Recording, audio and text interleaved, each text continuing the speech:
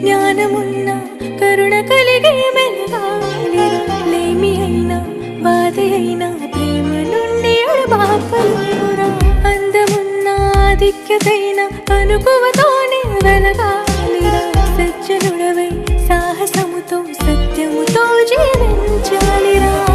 ఆయుష్ బహు కొంచెమురా నిర్లక్ష్యము చేయకు సోదరా ఆలవశుడు కనిపెట్టే లోపే నిర్దోషివై నిలవాలిరా మనుషులంతా మరచిన మార్గమును భాగ్యముగా ప్రకటించాలిరా మహదేశ్వరముగా